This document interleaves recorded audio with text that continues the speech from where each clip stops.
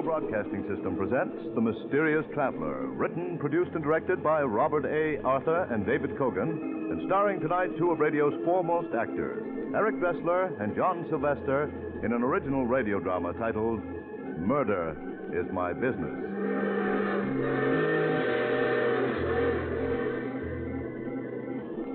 This is The Mysterious Traveler, inviting you to join me on another journey into the realm of the strange and the terrifying. I hope you will enjoy the trip, that it will thrill you a little and chill you a little. So settle back, get a good grip on your nerves, and be comfortable, if you can. Our story tonight begins in a huge white mansion overlooking the Hudson River, some 50 miles above New York City. In a large, comfortable room, David Phillips, a slender, nervous man in his early 30s, is seated at a desk, typing.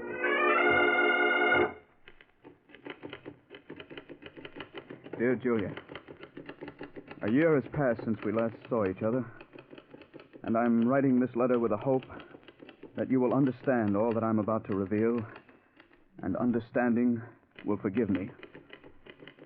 I'm a writer, darling, and yet I find it difficult to put into words the horrible events of the past year. As they flash through my mind, I can feel the quickening of my pulse, and the hatred within me surges up as overwhelmingly as... But I mustn't think of that. It's much more important that you understand what has happened. It all began the day I was in my study, writing a script for the Dangerous Adventure radio show.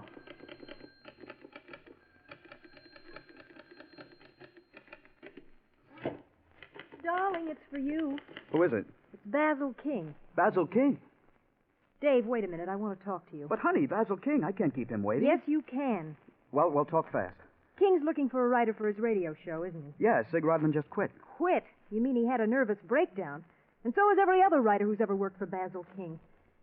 Dave, I don't want you to write for him. But, Julie, his show pays $600 a week. We could pay off all our debts with that kind of dough. Darling, be sensible. No amount of money is worth the punishment you'll have to take from him. Now, look, we'll talk about this later. He's on the phone. Tell him no. Shh, he'll hear you.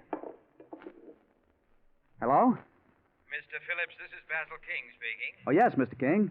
Several people have spoken very highly of you as a radio writer, and at the moment I'm in need of one for my show, Brad Barker, Private Eye. Would you care to discuss the matter? I'd like to, very much. Are you free for luncheon tomorrow? Yes, I am. Shall we say 1 o'clock at the Algonquin? All right, Mr. King. Just ask for my table. Good day, Mr. Phillips. Good day. Now, honey, don't look at me that way. Dave, I just don't understand you. It doesn't make sense wanting to write for him. Everyone who's ever worked for Basil King detests him. He's the most hated man in radio. Be reasonable, Julie. $600 a week is a lot of dough. If I can't get along with King, I'll quit. Now, what more can you ask? Next day, as the head waiter led me through the crowded dining room, I could see Basil King seated at a table in a far corner of the room. King was a tall, slender, gray-haired man in his late 40s. He had a cold, impassive face, and his movements were stiff and precise. It suddenly occurred to me that he bore an amazing resemblance to Clifton Webb, the Hollywood star. As I reached King's table, he stood up. How do you do, Mr. Phillips? I'm Basil King.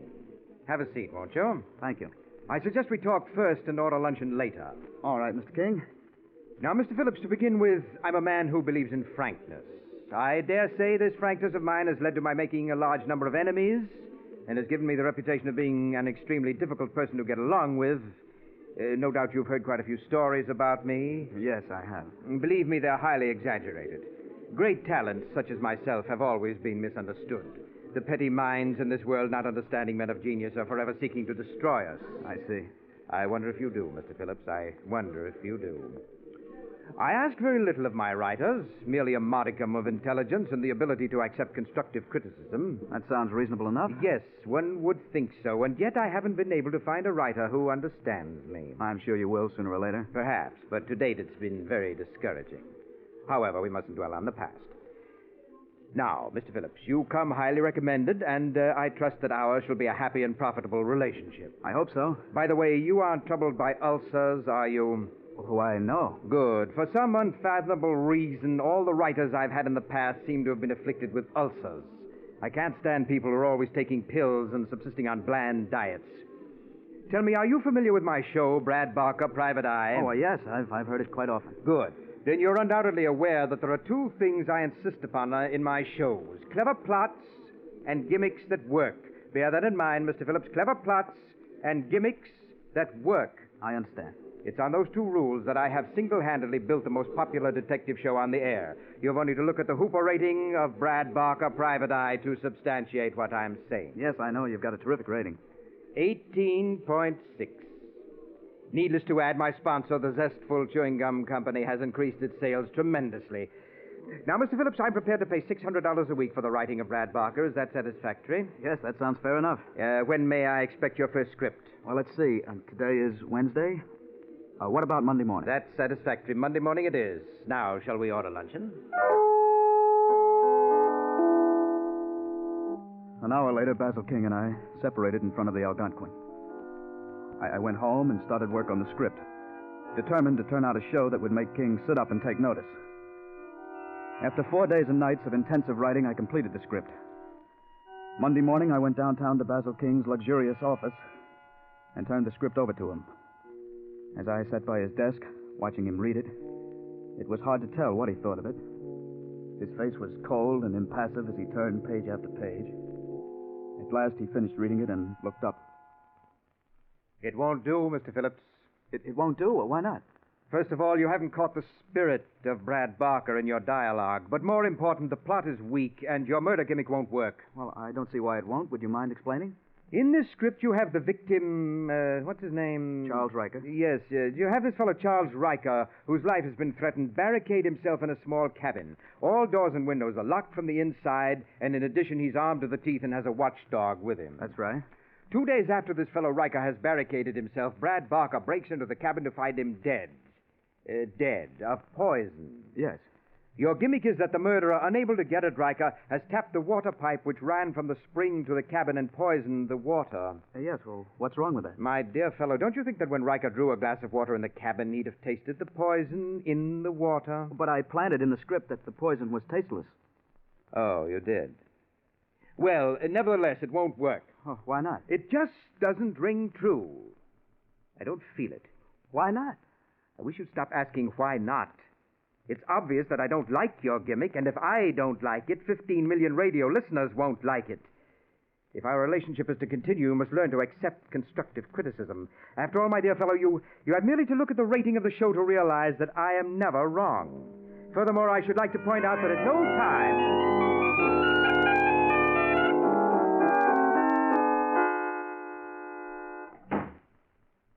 Is that you, Dave? Yes, Julie? How did King like your script? He didn't like it. That's putting it mildly. Oh, but that was a good script. One of the best you've ever done. That's what I thought. But Mr. King didn't. No wonder all his writers have nervous breakdowns. That man doesn't know what he wants. Well, I'll give it one more try.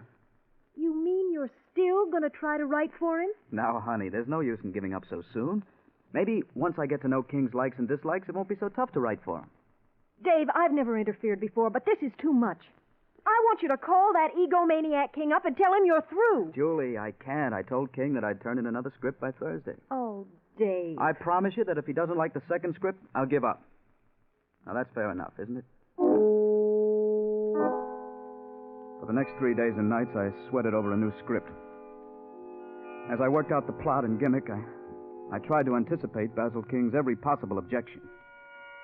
Early Thursday morning, I went downtown to King's office and turned the script over to him. As he sat reading it, I began thinking of what I would say to him if he turned the show down. I would tell him quite firmly that it was obvious I wasn't the man to write the Brad Barker show. At last, King finished reading the script and looked up. The plot, Mr. Phillips, isn't exactly new, and the dialogue needs rewriting here and there, but on the whole, it will do. You mean you like it? I wouldn't go so far as to say that I like it. Rather, let us say that it's acceptable. I trust, Mr. Phillips, that with time, your scripts will improve. Good day. I left Basil King's office that morning convinced that I would succeed where other writers had failed. I felt it would be just a question of time until I learned the workings of King's mind. But then I discovered, as so many of my predecessors had, that Basil King's likes and dislikes were not constant from day to day. What he told you on Thursday didn't hold true on Friday. Weeks went by, and for every show that King accepted, he'd reject two. He would criticize every script from beginning to end, tearing it to bits relentlessly and coldly. Any questioning of his criticism would lead to his redoubling his attack. One week slipped into another, and with each passing week, my hatred for Basil King grew. Life became a nightmare of deadlines, of writing endlessly with one eye constantly on the clock. Darling, you just can't go on this way. You've got to quit. Julie, we've been over this a dozen times already. We need the $600 a week to pay off our debts. What good is that money if you have a nervous breakdown? Look at yourself. You've lost 15 pounds in these past weeks, and you're smoking 5 packs of cigarettes a day. Please, Julie, I've had all I can take today. Now, let's not talk about it anymore. You're not kidding me, Dave. The money is only part of it. It's your pride that won't let you quit. My pride? Yes. You can't stand the thought of quitting like the others did. You've got to prove that you're better than they are. That's enough. Well, it's the truth, isn't it? It's only your pig-headed pride that makes you go on when anyone with sense would quit. I said that's enough. Dave, we can't go on like this. What do you mean? I'm not going to stand around and watch you have a breakdown. You'll have to choose between Basil King and myself. Now, look, Julie, you're upset. You don't know what you're saying. I know perfectly well what I'm saying. I'm asking you to choose between Basil King and myself. Stop trying to intimidate me. I told you before I'm not quitting, and I meant it. All right, Dave. If that's the way you want it, I'm leaving. Well, go ahead. No one's stopping you. Basil King may be able to make you quit, but not me. You call it pride, okay. But I won't let a louse like him beat me. Somehow I'll get the better of him. You wait and see. Goodbye, Dave.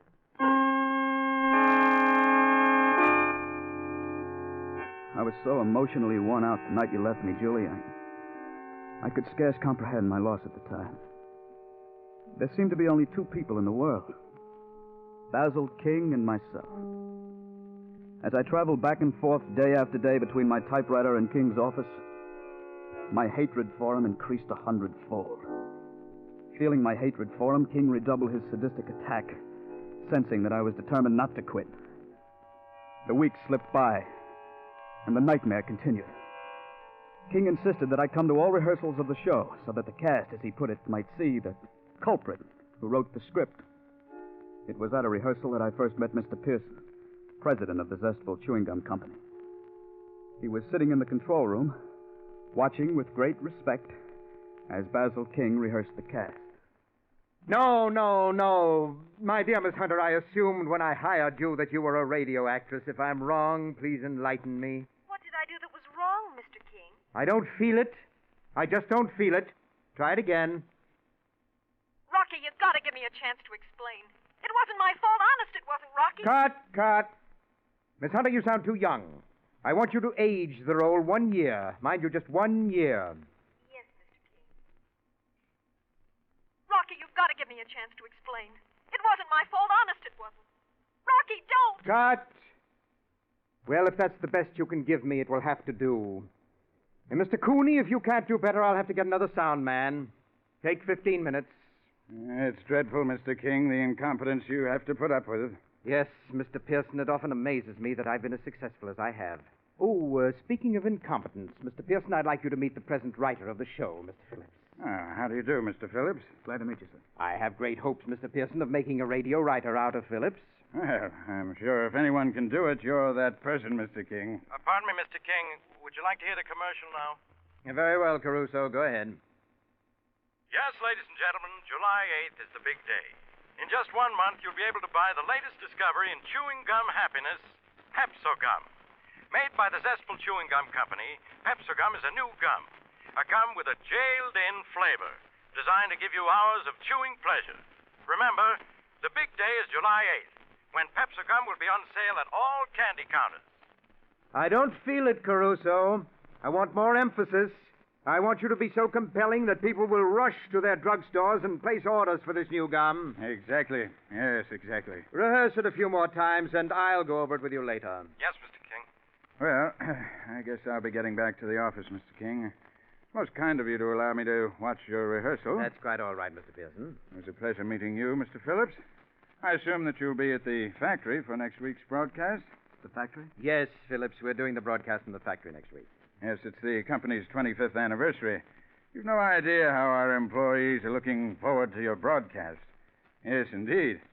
Well, good day, gentlemen. Goodbye, Bye. Miss Pearson. Mr. Phillips, I have here the script you turned in for next week's show. It won't do. Why not? There are so many things wrong with the script that it's hard to know where to begin. Let's start with your murder gimmick. You have the victim, I believe his name is Roger Roden. Yes, that's right. Yes, you have this fellow Roden picking up an envelope, licking the flap, and sealing the envelope. A minute later, he drops dead. Your gimmick is potassium cyanide powder has been mixed into the glue of the envelope flap. Yes, and when Roden licked the flap, his tongue absorbed the poison. It just won't stand up. Why not? For the simple reason that Roden's tongue wouldn't absorb enough potassium cyanide to kill him. Oh, but it would. Potassium cyanide is a very potent poison. Just a few grains will kill a man. Possibly, but I'm not convinced. And if you can't convince me, you won't convince our 16 million listeners. It just won't do. It will work. I tell you, it will work. I'm sorry, Mr. Phillips, but I don't agree. How soon can you have another script for me? It was at that moment I knew I was going to murder Basil King. Perhaps all along it had been there, buried in my subconscious. For the first time in weeks, my hands stopped trembling, and I was able to think clearly of all that had happened. I had allowed Basil King, a man who was a psychopathic case, to drag me down to his own level. And what was worse, I had lost Julie. My stupid pride had driven the one person I loved away from me. Basil King would pay for that. And all the anguish he'd caused so many people. I thought of King's rejection of my potassium cyanide gimmick. And suddenly it came to me how ironic it would be if his death were brought about by potassium cyanide. Yes, the great man dying by a gimmick which he declared wouldn't work. Of course, I couldn't use the envelope flap, but there were other ways. And I would think of one. Well, that night, a plan began to form in my mind. A plan which was completed a week later as I was being shown through the zestful chewing gum factory by Mr. Morris, the superintendent of the factory. I had no idea the factory was so large, Mr. Morris. We seem to have walked miles. I'm afraid you radio riders just aren't used to walking. Probably ride in taxi cabs all the time. I guess you're right. Oh, what's this place? This is the shipping room. Oh. Well, that about completes the tour. I reckon you've seen just about everything. Say, all these boxes have Pepsi-Gum marked on the side of them. That's right. You getting ready to distribute it all over the country? Yeah, you're going to start shipping next week. You know, I've heard so many announcements on the show about Pepsi-Gum that I'm curious. What's it taste like? Well, it's hard to say. It has sort of a sharp flavor. Sounds good.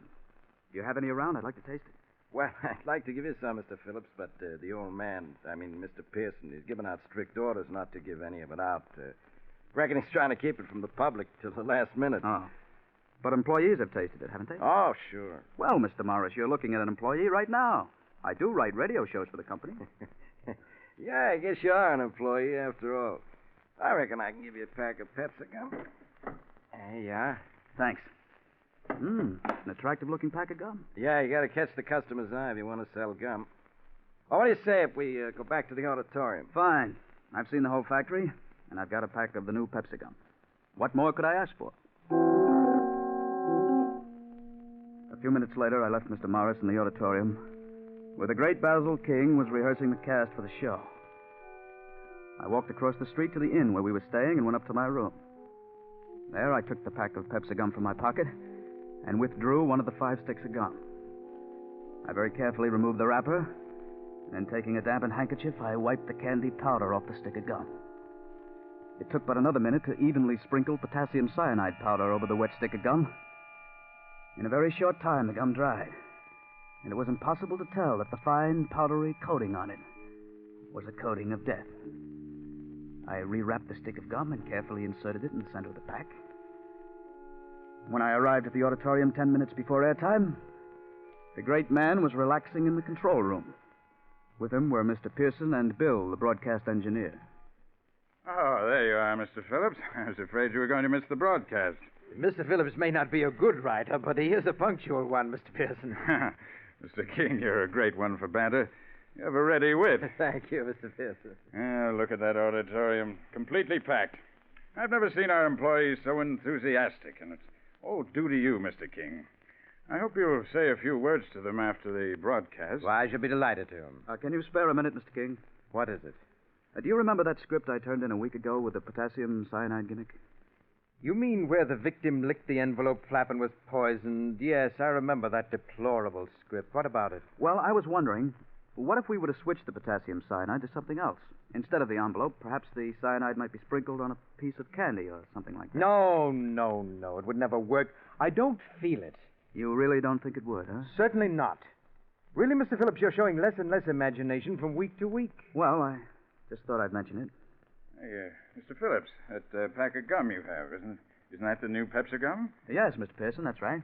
But I gave strict orders that it wasn't to be given out. How did you get it? Yes, how did you get it? I found this pack in the shipping room.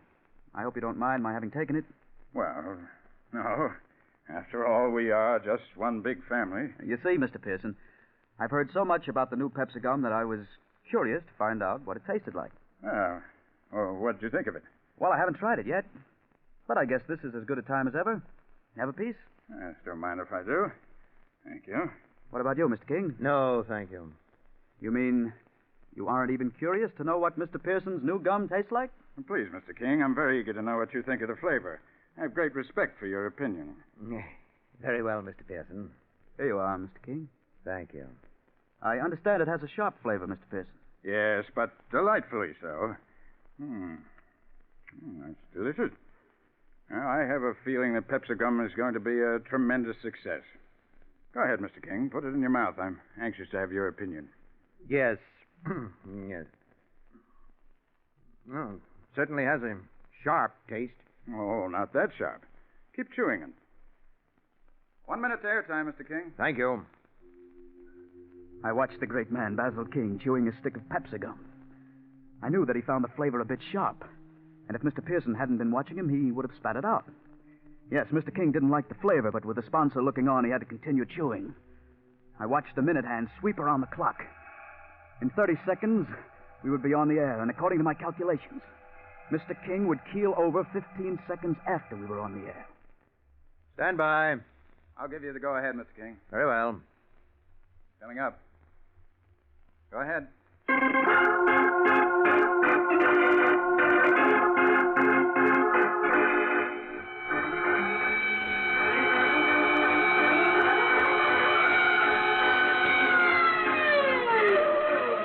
Zestful Chewing Gum Company presents Brad Barker, Private Eye. Conceived, produced, directed, and edited by Basil King. My dear fellow, the monitor is too high. That's it. Take it down. You engineers just don't know. Oh! My heart! Brad Mr. Barker, King, Private what's wrong? Eye. My heart! Quick, catch him. I've got him, Mr. Pearson. You'd better get a doctor. It looks like a heart attack. Yes, I'll get one immediately. Bill, turn down the monitor. Just do the best you can. Okay, Dave. You take care of him, and I'll take care of the show. And soon there will be a fresh flavor added to the Zestful Chewing Gum King, Company. can you hear me? Yes, get a doctor. Do you remember the potassium cyanide gimmick? Potassium cyanide. Yes. I just want you to know you're wrong. It does work. That's why you're dying. What? That stick of gum I gave you. It was covered with potassium cyanide powder. No. Get a doctor. A doctor can't help you. You're going to die. Brad Barker, Private Eye. Poor Mr. King. Small dingy office overlooking the harbor. On the door is a letter. You just forgot one thing. Waterfront Protective Association. Murder is my business.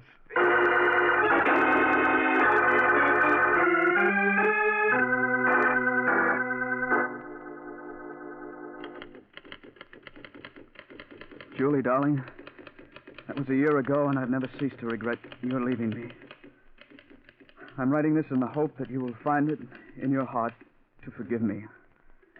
I admit that it was my stupid pride that wouldn't allow me to acknowledge defeat at Basil King's hands. But he's gone now, Julie. And if you could only see your way clear to start all over.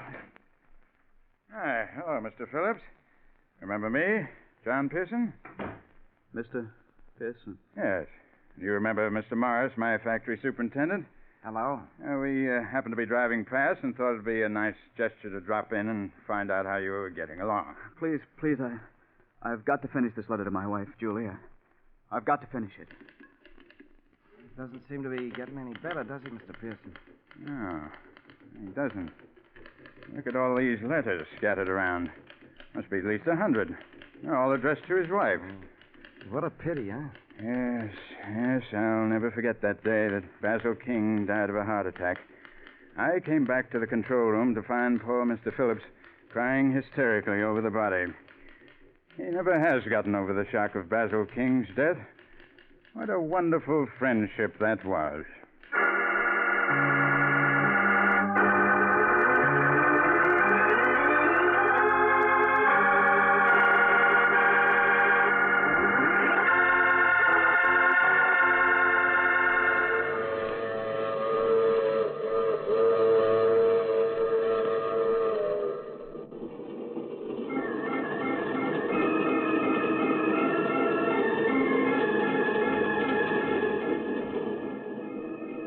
This is the Mysterious Traveler. Did you enjoy our little trip? It's too bad about Dave Phillips, isn't it? His mind snapped in his hour of triumph. 16 weeks of life with Basil King proved to be just too much for him, mentally. As Basil King used to say, being a radio writer calls for a weak mind. However, it does seem that Dave Phillips did get in the last word. For Basil King died of a gimmick he claimed would never work. And the police, oddly enough, never did suspect it was murder. Now, I recall another case in which a young man awoke to find himself dead, and he decided... you have to get off here. I'm sorry. I'm sure we'll meet again. I take this same train every week at this same time.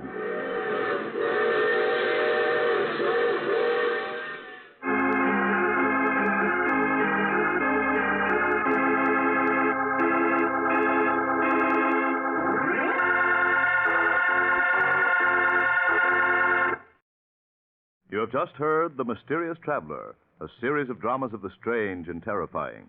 All characters in tonight's story were fictitious, and any resemblance to the names of actual persons was purely coincidental. In tonight's cast were Maurice Tarplin, Eric Dressler, John Sylvester, Shirley Blank, and Richard Coogan. Original music was played by Paul Taubman. Sound was by George Cooney, broadcast engineer Walter Payne. Mysterious Traveler is written, produced, and directed by Robert A. Arthur and David Cogan.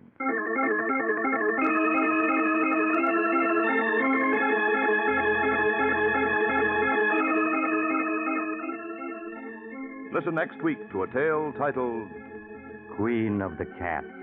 Another strange and suspenseful tale of the Mysterious Traveler.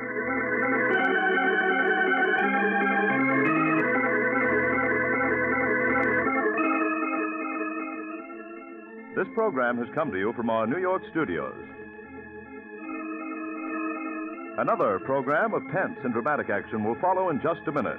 Stay tuned to the station for Official Detective. Carl Caruso speaking. This is the Mutual Broadcasting System.